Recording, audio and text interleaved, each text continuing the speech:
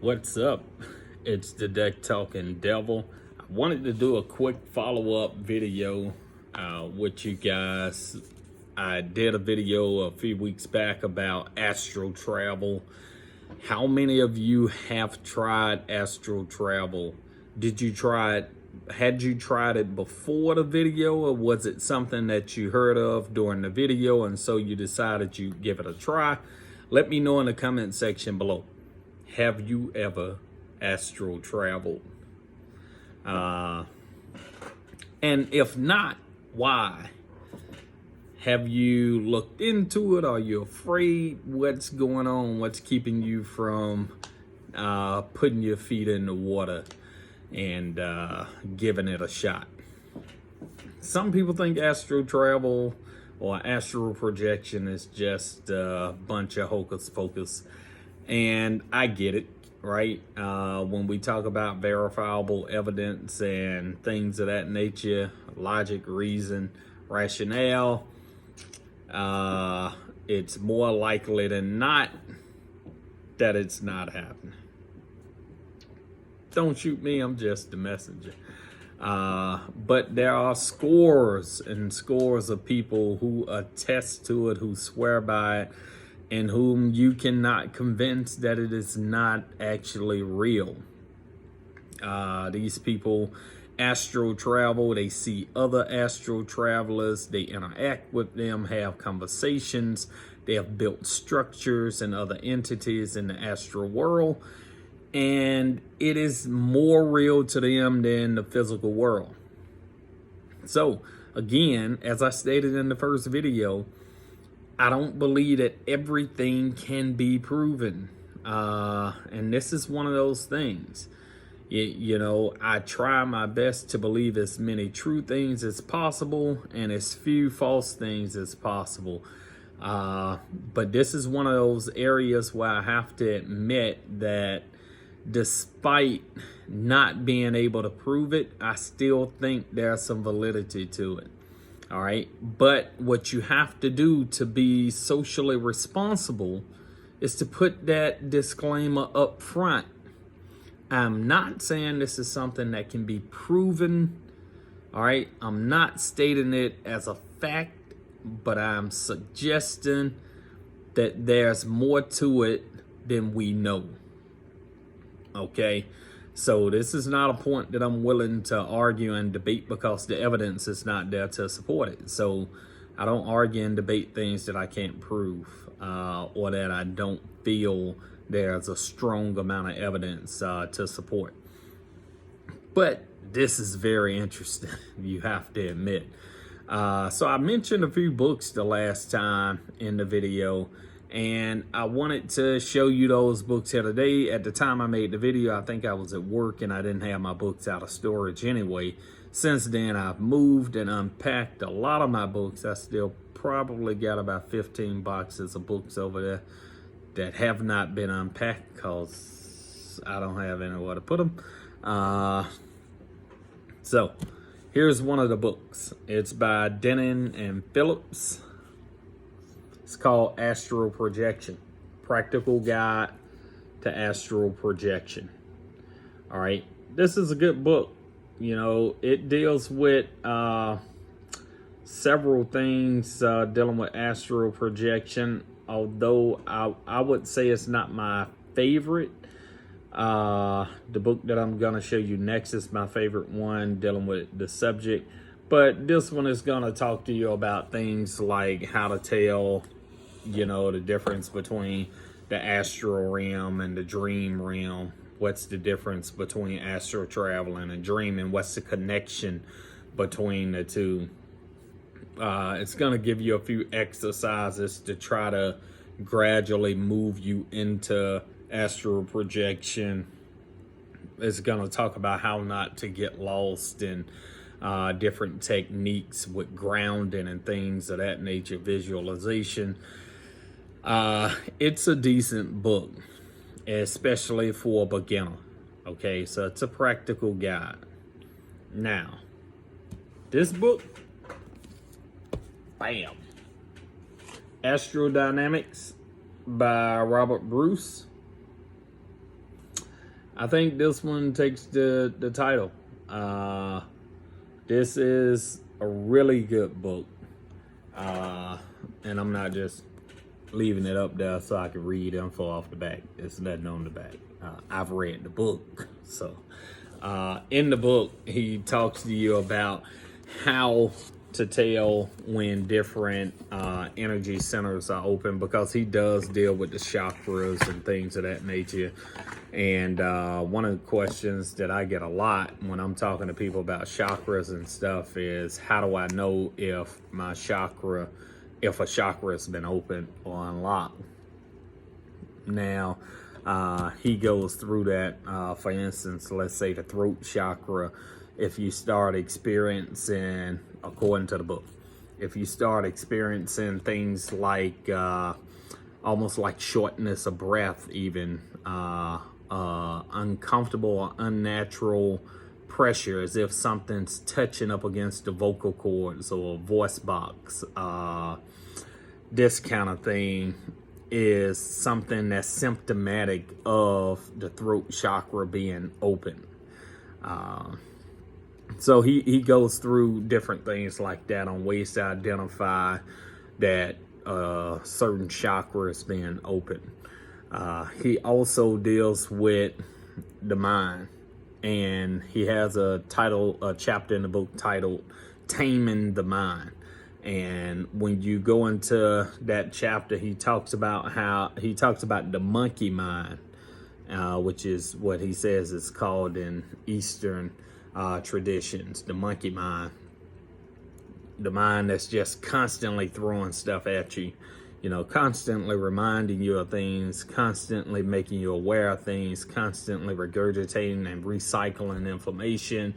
And it's like a party in your mind all the time.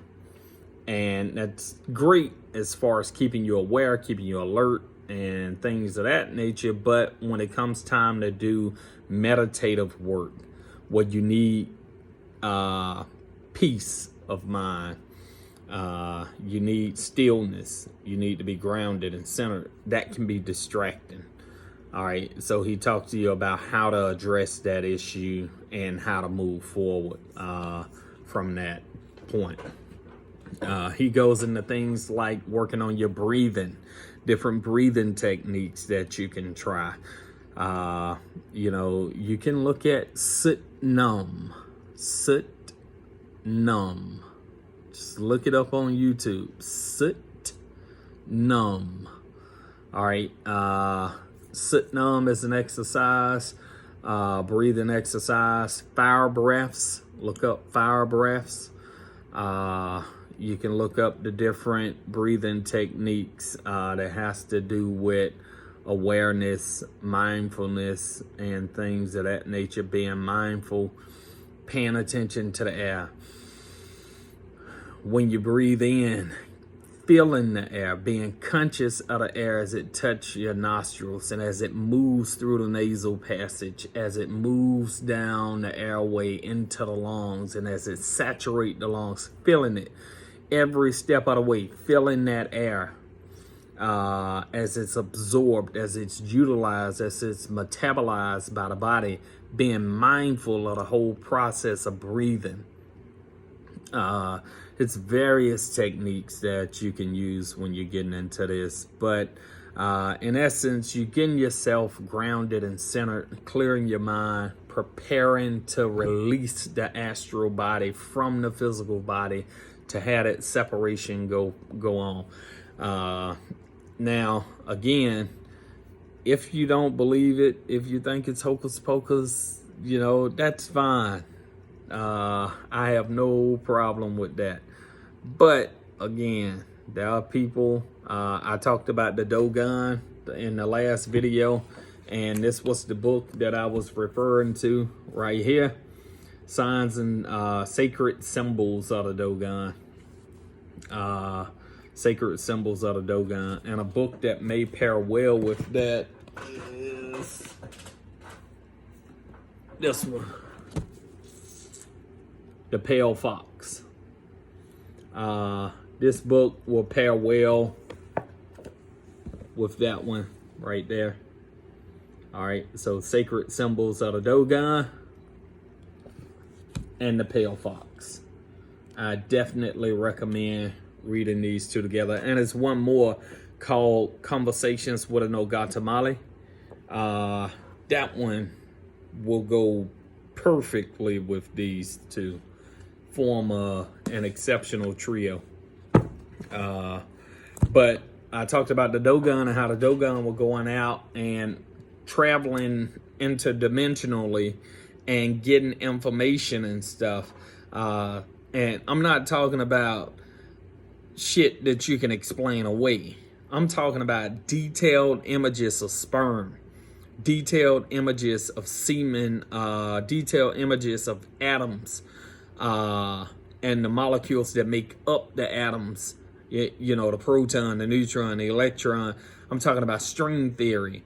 I'm talking about the conceptualization of the universe as a black hole almost. And if you ever read Steve Hawkins' book, Brief Moment in Time, he conceptualized the universe in that same way.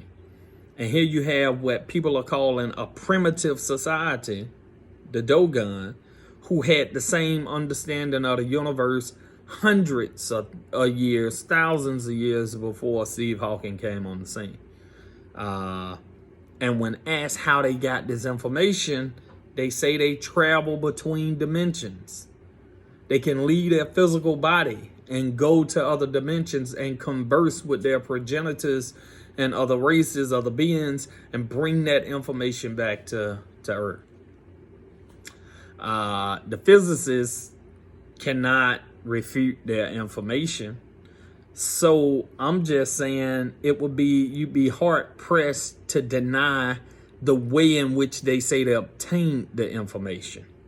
All right. If the information is right, and we know that they've tracked they tracked a star in the sky that was a neutron star. They knew it was a neutron star.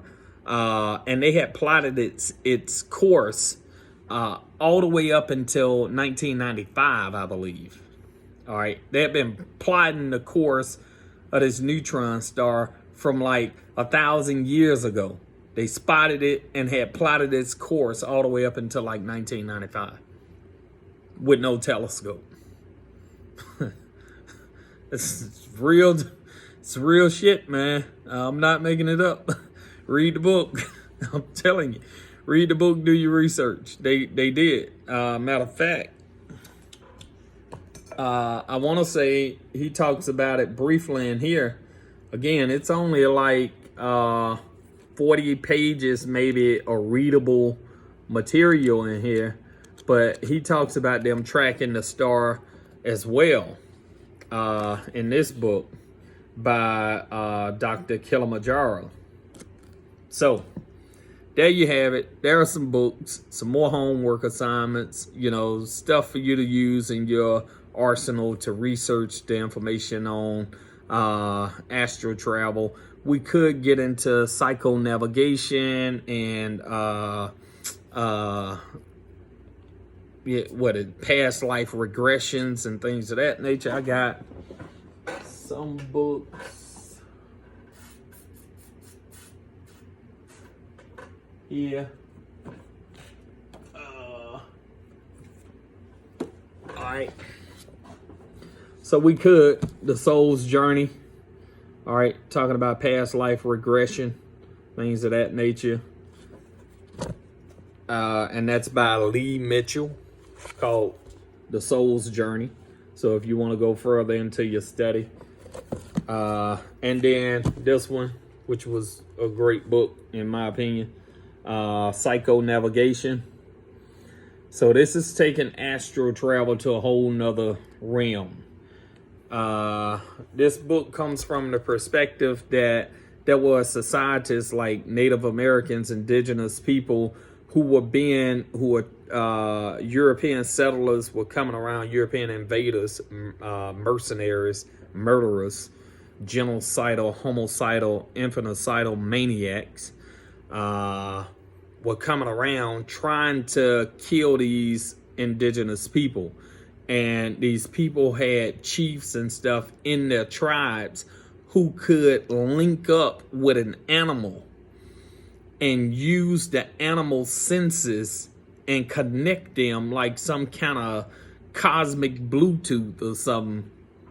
He could connect with the eagle, right? He can go into his trance, and it's like his consciousness would be transferred to the eagle, and he would see and hear everything the eagle saw and heard. And that's how they kept track of where the enemy were, and how they always stayed 2 or 3 steps ahead and got the jump on the Europeans while they were trying to kill them. So this book takes it a step further. Psycho-Navigation by John Perkins. Pretty good book. I'm just saying. If you want to go deeper into it, there you have it. Hey, let me know in the comments if you've ever heard of psycho-navigation or know anybody who's into it. Let me know if you've tried it yourself. Or are you even going to give any of these things a try? Are you willing to try to astro travel, do more research and stuff, and give it a shot? See if you can astro travel? Or is it just something you don't mind hearing about, but you're not really into trying yourself? Let me know, so if I'm doing videos that's wasting your time, I can stop.